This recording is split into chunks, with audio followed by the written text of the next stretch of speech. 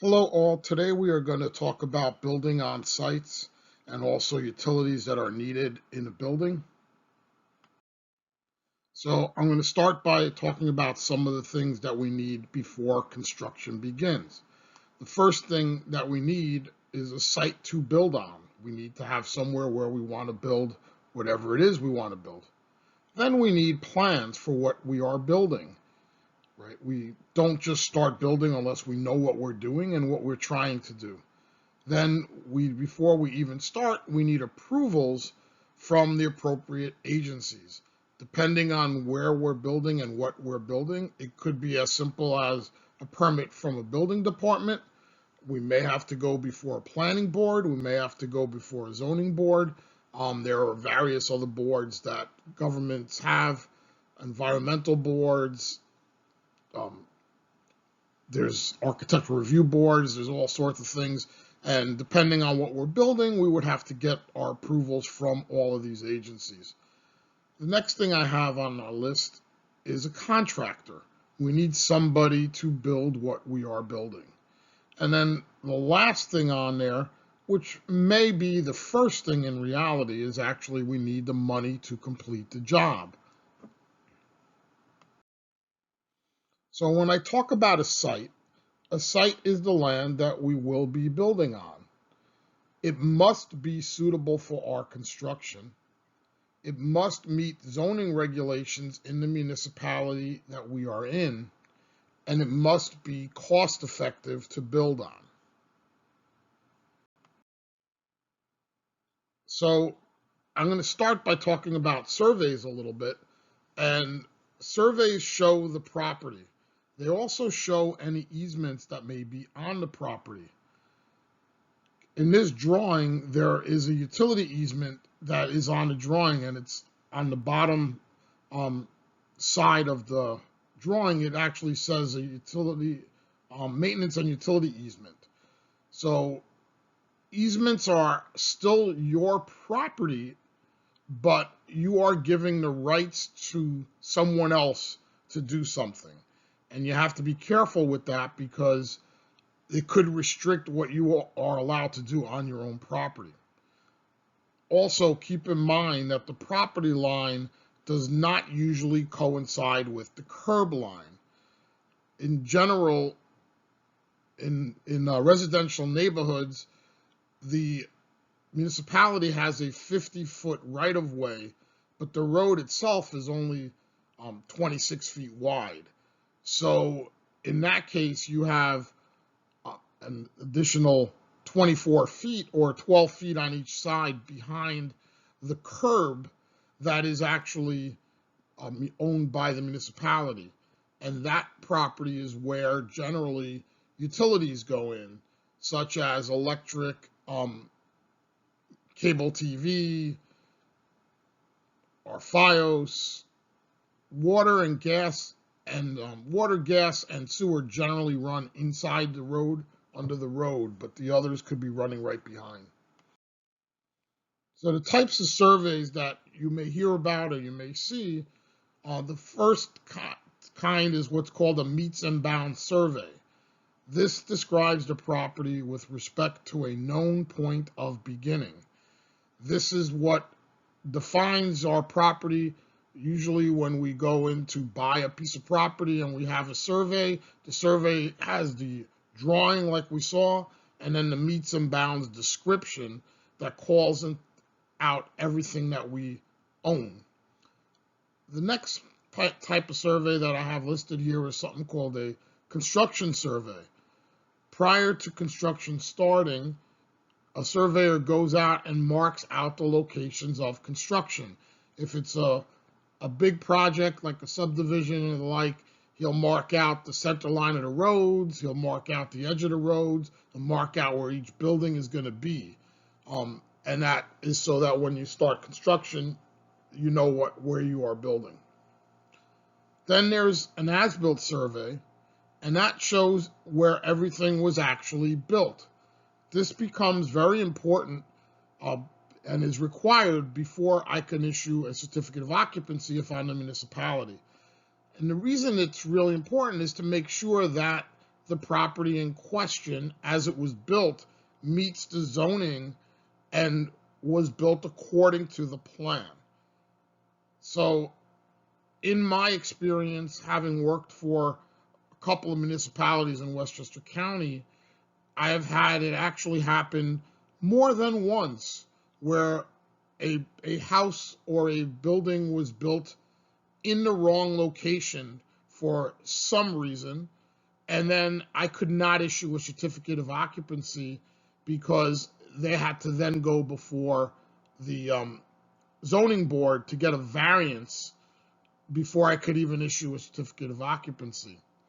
As a matter of fact, that happened on one of the first houses it was already under construction, that was completed when I started working for the village of Croton, and we went back and actually changed our code so that an as-built survey actually had to be provided right after the foundation was poured to make sure the foundation was in the right spot.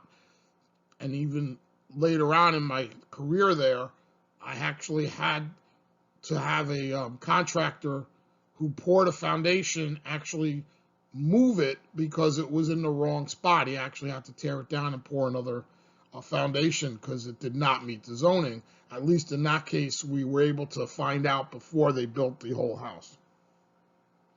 And last, but definitely not least on my list, is a topographic survey.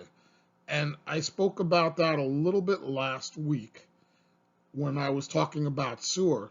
But a topographic survey shows the contour lines of grade on the land. So I could tell you what the slope of the land is. They are very important because I need to know, again, which way water will flow. I need to know if I'm getting bombarded by water at the house.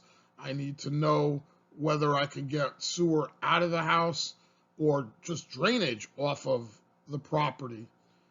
And, in real life, in general life outside of construction, I'm a person who does a lot of hiking and a lot of mountain biking, and a topographic survey is critical when I'm looking at places to see how much climbing we will have to do. Now, also, when it comes to construction, there are municipalities that have ordinances based on how steep a slope is, and so-called steep slope ordinances. And they limit what you can do on a property that has what is considered a steep slope. And it might limit how much of the property can be disturbed, what you can build. And you need to know this information before you go out there and start building, but also before you even plan what you're building. Because I talked about cost effectiveness in the prior slide, but if it's not cost effective to build on a site because of how steep the slopes are, then maybe you should be looking for a different site to do what you're trying to do. So zoning regulations are set by the municipality. So each municipality has their own set of zoning regulations, and it basically tells you what the minimum allowable lot size is that you're allowed to build on. And, each municipality has various zones. They're not all identical in a municipality, but there are areas in Westchester County that have minimum allowable lot sizes anywhere from 5,000 square feet for a lot size to minimum lot being 3 acres, that you can't build on a lot that's less than 3 acres. And you have to know that, again, before you start planning what you're going to do. Also, the setbacks that you must meet. So a setback basically will tell you how far back you have to be from, how far away you have to be from the property line, from the front property line, from your rear property line, and from your side property lines. So as an example, I live up in Yorktown, and I built a shed a few years ago, and the setback for a shed is 10 feet from the property line.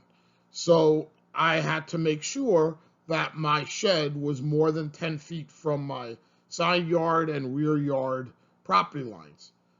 So that is an example of the setback. You'll see some setbacks with the front yards.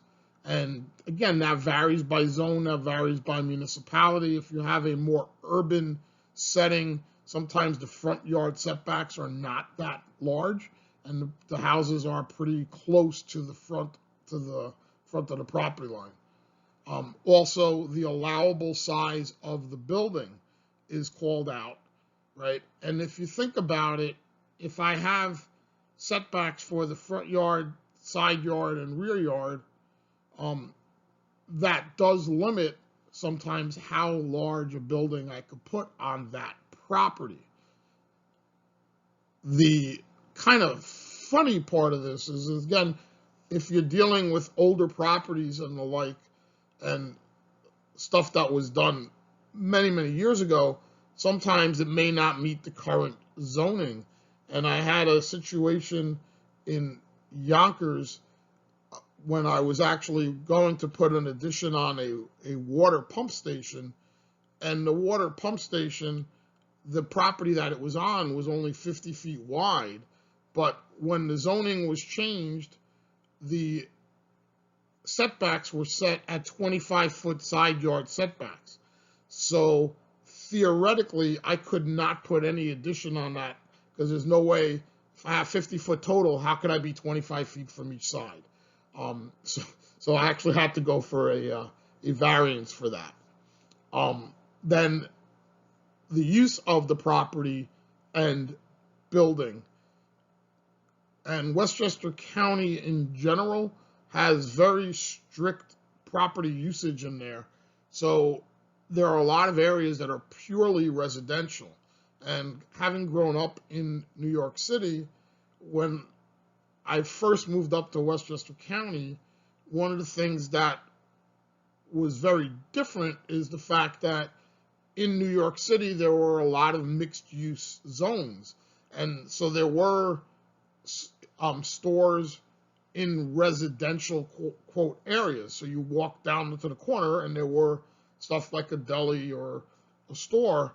Whereas when I first moved up to Westchester, I moved into Ossining, and where I was, I had to physically get in my car and drive about a mile to get to any, or a little more than a mile actually, to get into any type of stores. So that's something that we have to look at.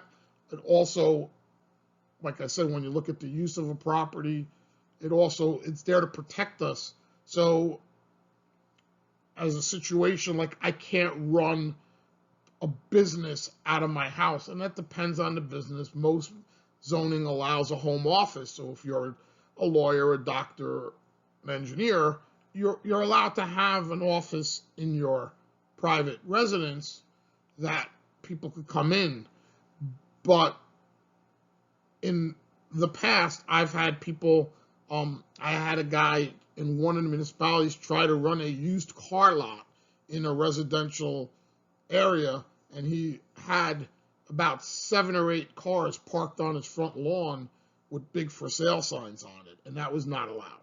So that use of that property was not allowed there.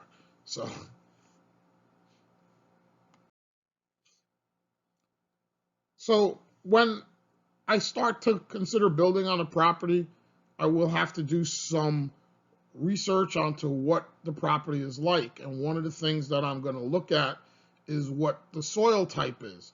And the soil type is going to factor into my design, because it will tell me what the bearing capacity of the soil is, which means how much weight that soil can hold. And then also it influences the drainage characteristics of that soil. So that becomes a factor in my drainage calculations. And I covered a little bit about stormwater in the last couple of weeks, but it'll tell me how much runoff I'm going to have and how much water is actually going to go into the ground. So that does make a big difference.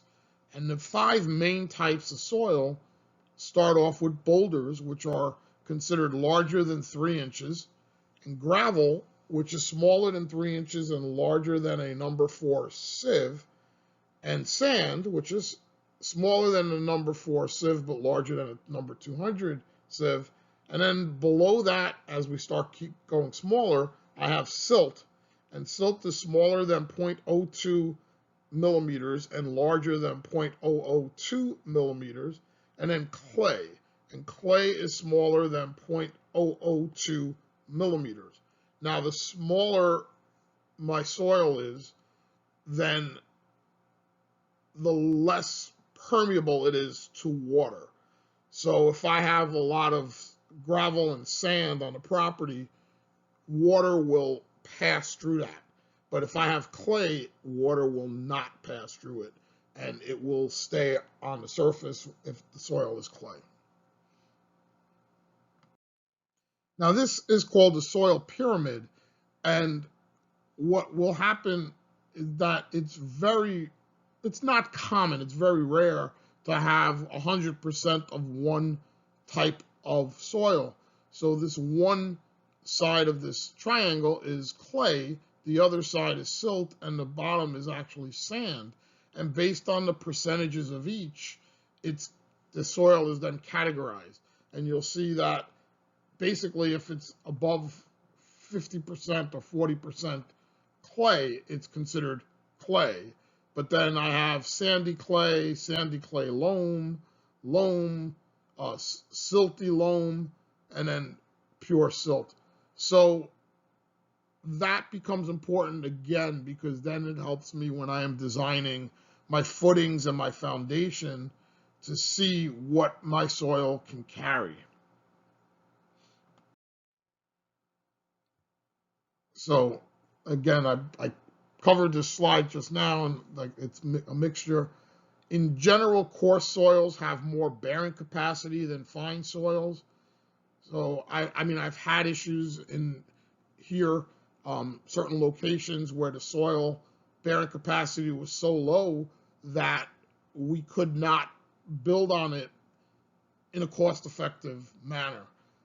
I had someone who wanted to just build like a detached garage workshop, but the soil bearing capacity was so low that he would have to put in, he would have to do a lot of work to get that to work, including putting in piles and the like. And when he looked at it, it just wasn't cost effective for what he was trying to do. So our footings are designed to support the entire building. If the soil cannot support a conventional footing, options to build include piles, surcharging, and spread footings. So a spread footing basically is a wider footing, and what you're trying to do there is distribute your load over a larger area. So if I have a bearing capacity of something like 3,000 pounds per square inch, I have to design the size of my footing so that I don't come close to overtaxing the soil, because if I do, the building will sink or settle unevenly, and both of those are bad situations and could lead to damage. So I say the options include piles. Piles are actually very long columns that are driven into the ground. I will include a video on piles in Blackboard so you guys could look at. And generally, because of the length and how deep they're driven in, then they allow you to build on top of the piles. Surcharging is a method where soil is brought onto the property and it is basically put on top of the soil, and it compresses the existing soil, and it's surveyed on a regular basis so that you could see there's a curve that it starts when it first goes on, the property will compress, but there's a point where it stops, and at that point, hopefully the ground has enough bearing capacity that you could build on top of it without requiring some of the other methods. The footings must be below the frost line to ensure that it does not move due to freeze-thaw cycles. In this area, the frost line is considered to be 42 inches deep. So whenever you are putting in a footing here, it has to be at least 42 inches deep. Now, some will argue that I've never seen the frost line go down 42 inches, but that's the regulation now. And I've had contractors say, "Oh, but I'm good if I go down like 3 feet." And it's like, no, you're not. You have to go down to that 42 inches because that is what our code requires.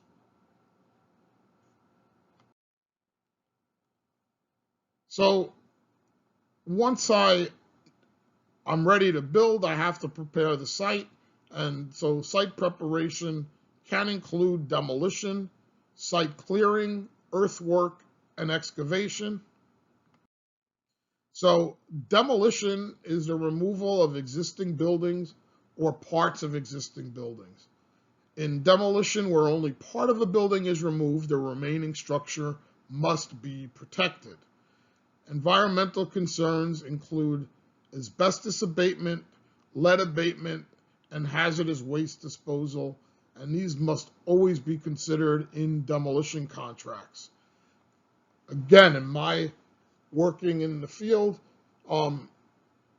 we have a lot of properties in Westchester County, especially some older properties that were factories at one point that are now being used as living space.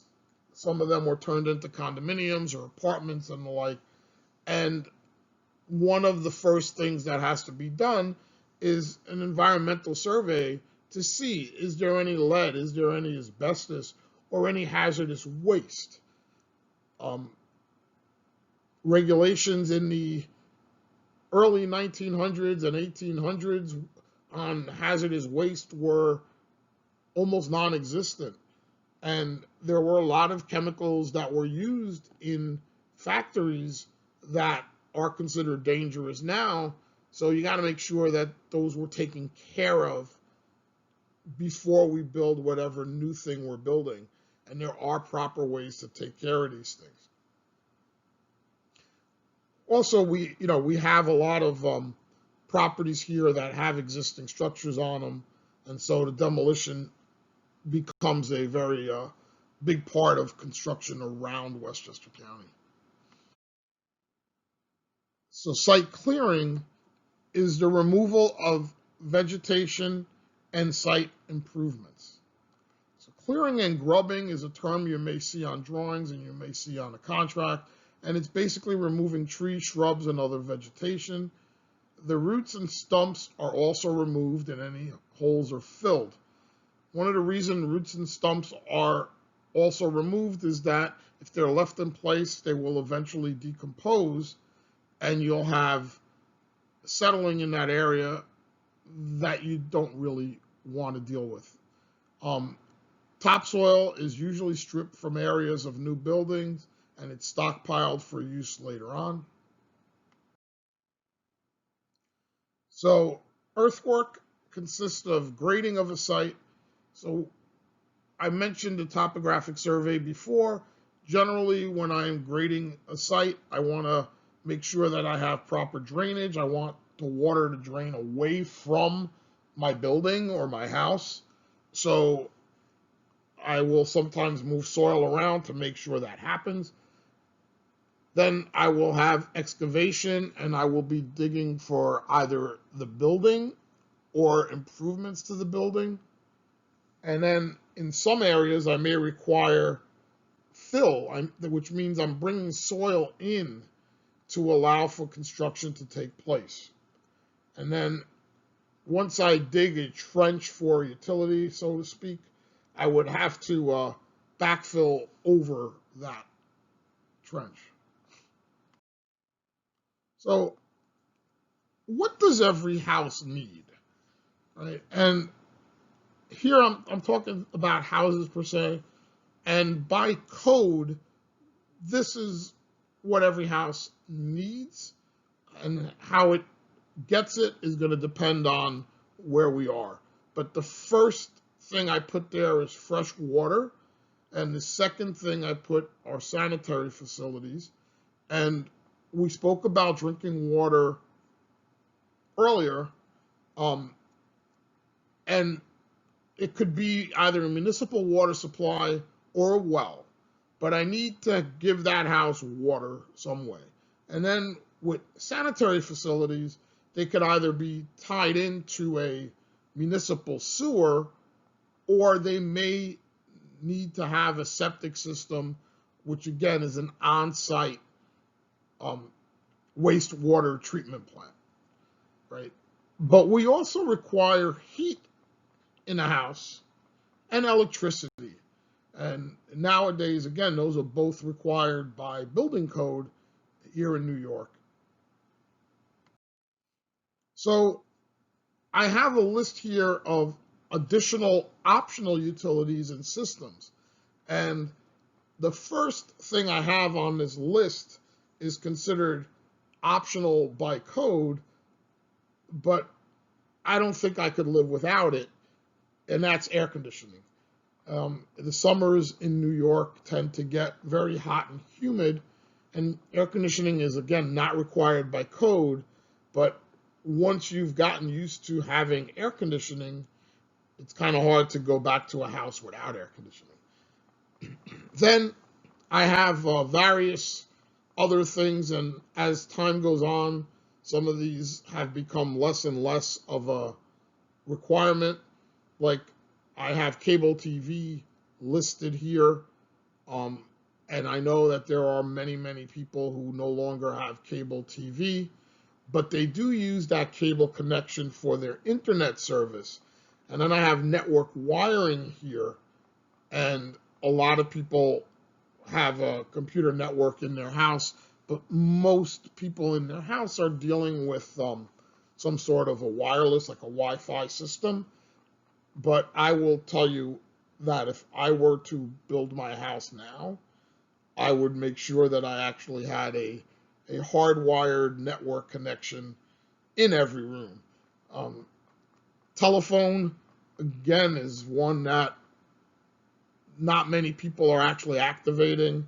The telephone line.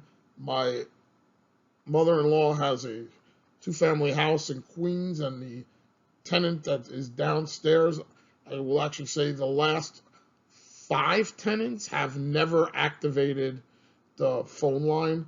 And everyone basically has a cell phone now, and so a landline is becoming less of a system that people have in their houses. I'm still maintaining mine, but like I said, I know a lot of people are letting it go. Satellite TV was very popular a number of years ago. I'm seeing less and less of the satellite antennas, but it's something that you still may come across when you're out in the field. Security systems, they're actually gaining popularity right now, in that there's a lot of other options available than the old installed things. But all of these together, network wiring, my cable, my security systems, also are becoming more and more important right now as we're going more towards smart homes.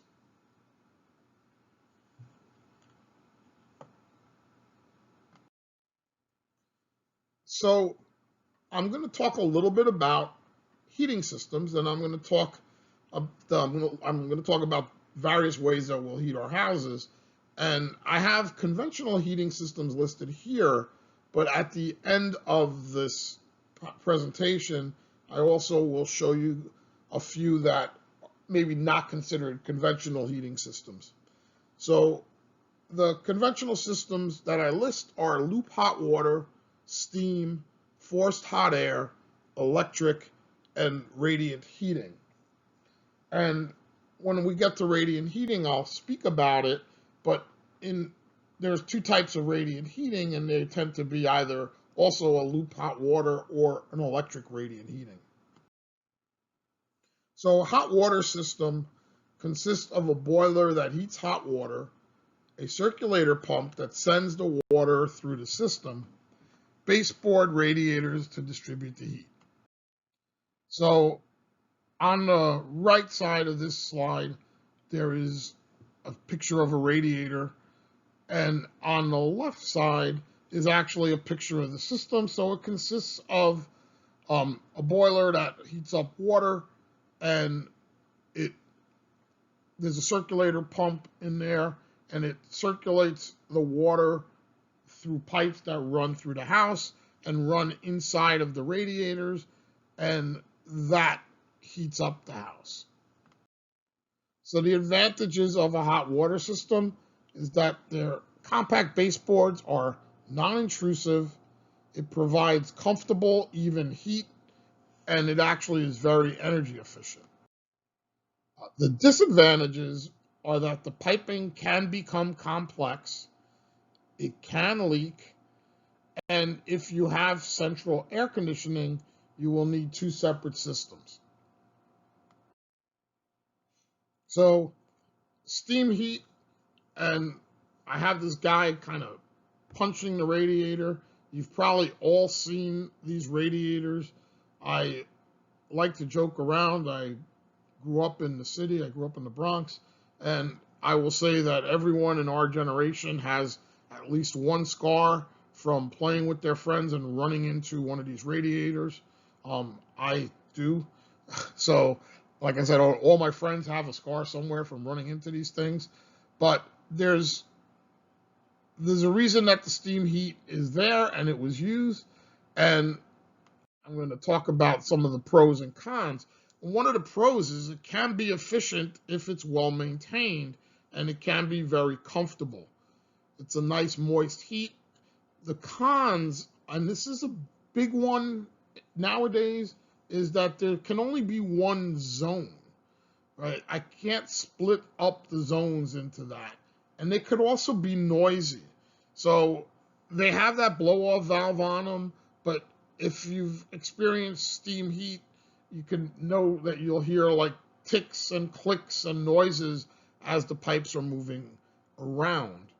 A little interesting side note that I read a few weeks ago is that the reason that in a lot of apartments, if you've ever been in an apartment and you go in an apartment in the winter and the steam heat is actually turned up very high, and that's done by the building. The people don't have individual thermostats, and people tend to have a window cracked open.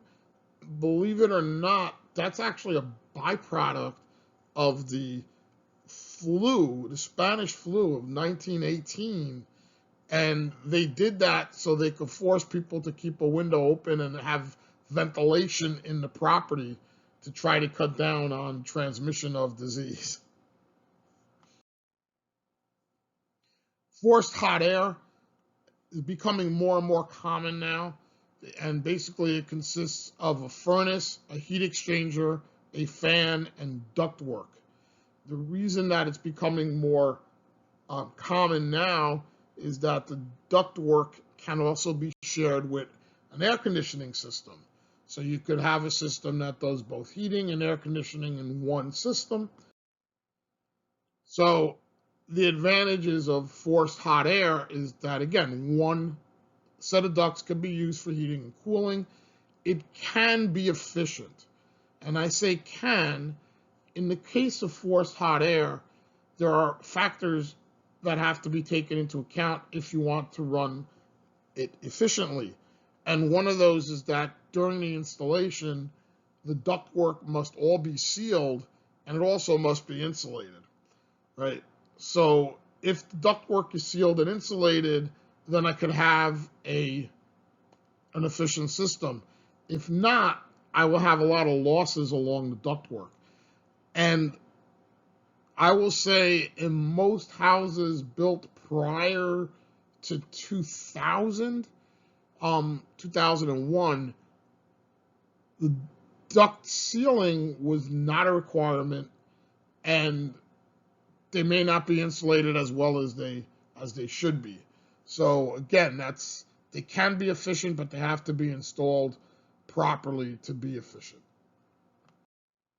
So some of the disadvantages are that the ductwork is large, and in this picture you see a huge duct running through the top of that picture.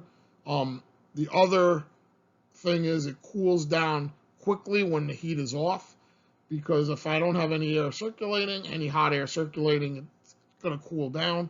Whereas the radiators, even once I shut down the water supply, the metal will continue, of the radiator will continue to give off heat for a while after it's shut off.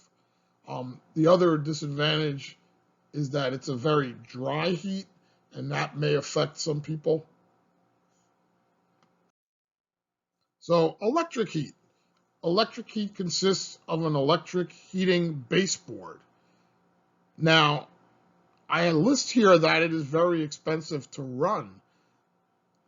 Now, I'm going to say something that people may say, wait a minute, how could that be? In reality, electric heat is actually efficient, right? Because efficiency basically means how much output I have based on how much input I have. And electric heat is actually efficient.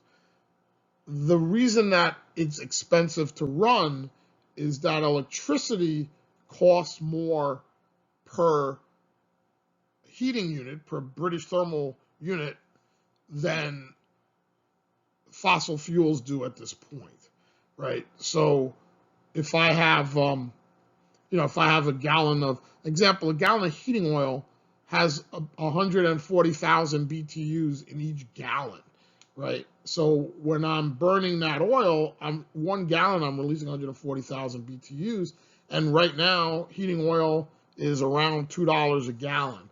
So it's cheaper to run than electric heat is, right?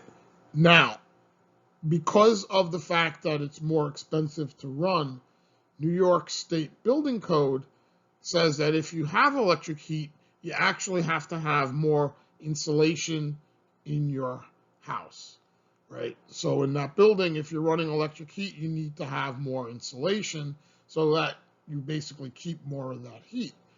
The thing is that in certain areas, electric heat is an option because they may not have access to a reliable source of other fuels.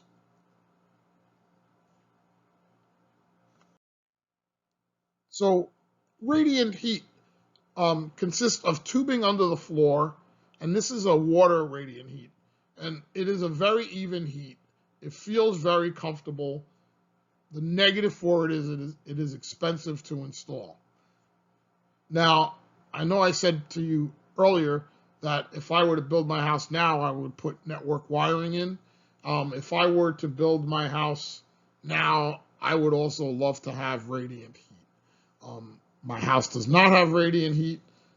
It was not put in when it was installed, and it would be prohibitively expensive for me to install it now, because that would mean ripping out all my floors and basically putting the heat under my floors, which is too expensive a proposition.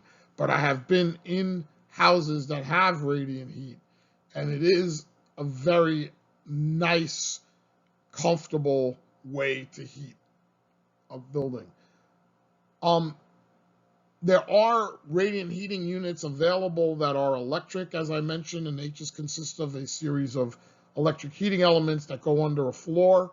When we redid our bathroom, I actually put that in the bathroom, and it's just a very, very nice feeling that, the tiles are nice and warm in the winter when you step on them, and it keeps the bathroom very comfortable.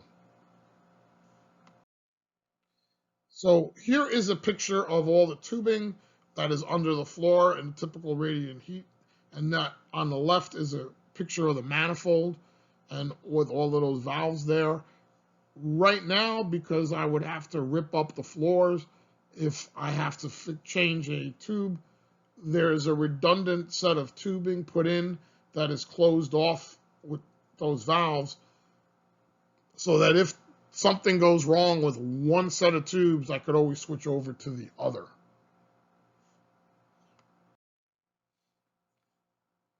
Other alternatives, and I'm going to put this link that's on the bottom of this page separately so you guys could look at it, but this is an example of a geo-exchange.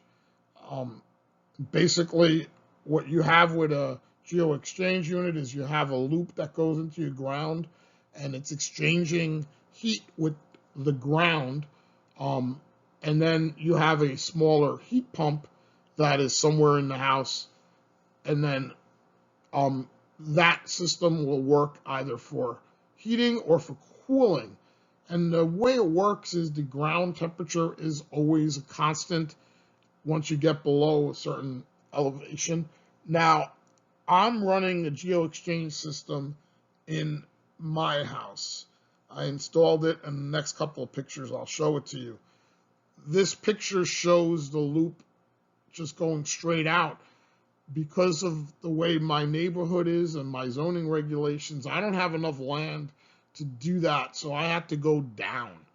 So I have 2 wells for my geothermal that are 275 feet each, and I'm going to show you now my picture of my installation.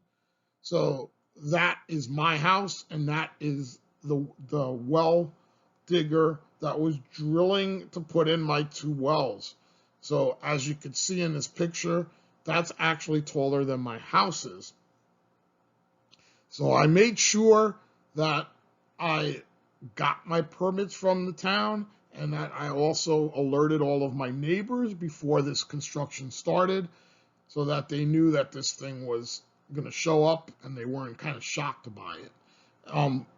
I mentioned I had 2 wells.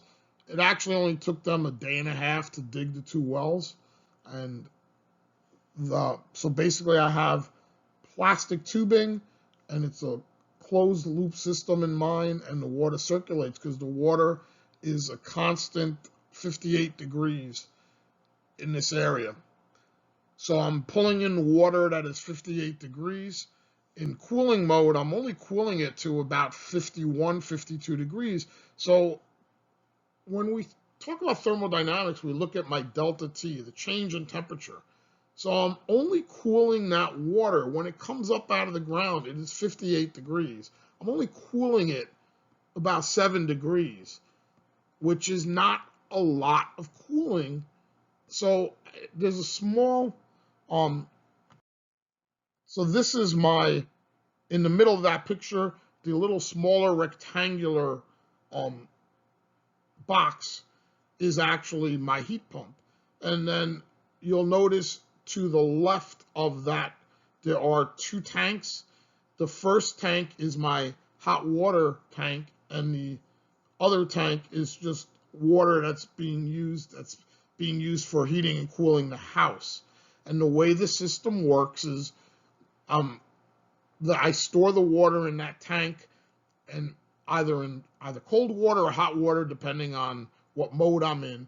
So if I'm cooling it, I store the hot water, the cold water, and when my house thermostat calls for more cold air, then there is a piping that goes in, and on the right you'll see I have 2 air handlers, and there's a coil in there, and the cold water goes through the coil, and the fan blows over that, and it brings the cold air up into the ducts and into the rooms.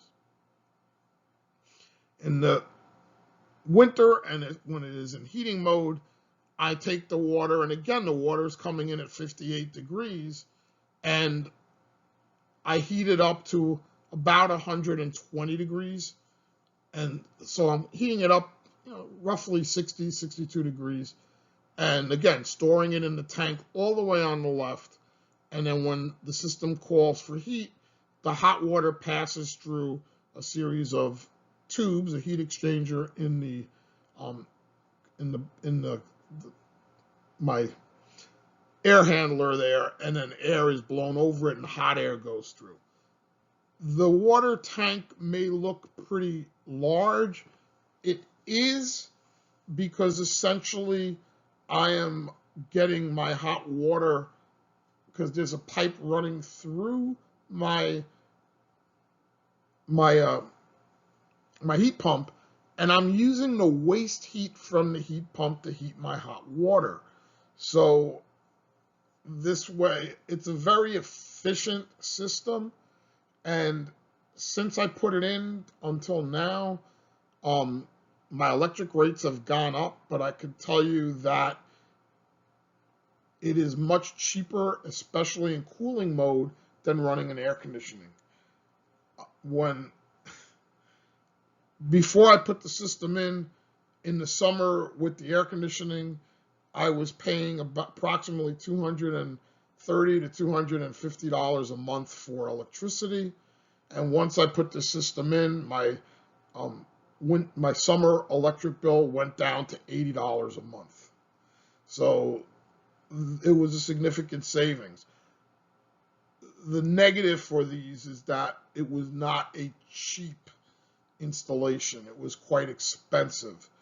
The installation, at the time that I put it in, federal government had a 30% tax credit of the installation cost.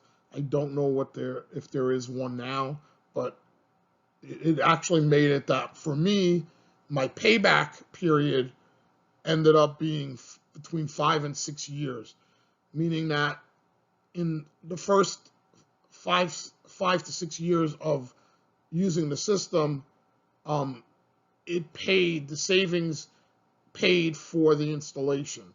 So I put this in 2011, so now that's 9 years ago. So I will say that right now, that money I'm saving is just money I'm saving. I'm going to talk more about the money aspect of these things next week, because I'm going to talk about engineering economics next week. So we'll look at how we evaluate a project to see whether it's worth doing or not. But this is something I did with the system in my house, because again, my furnace failed, and the question was, do I replace it with a conventional furnace, which up front was the cheapest way to go. I'll just put in a new furnace. Or do I change this whole system? And I opted to change the whole system, but I knew going in that it would take 5 years before I got my money back. And now, again, I'm just taking those lower electric bills every month because I've paid off the system. So this is a picture of solar thermal, and it's actually shown heating a pool.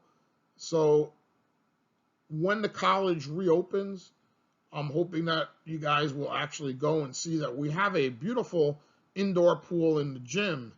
And a few years ago, they actually converted the heating of that indoor pool to solar thermal. Now, basically, it consists of a solar panel, and that solar panel then pipes hot water into basically another heat exchanger, brings it down, and then it gets distributed into the pool. The hot water gets into the pool, but it could also be used to heat a house. And in that case, you would be getting that hot water from solar energy. And then if you ever go to Greece, Italy, Israel, like those countries, most of the hot water is actually heated using solar, using the sun, because it's free energy, right? Where the sun is shining and it heats up the water. So it's a very efficient way of doing things. So that's it for this week. I will be adding links for various videos, which I would like you guys to look at. And if you have any questions, please feel free to ask me questions on our discussion forums or to send me an email. Thank you very much.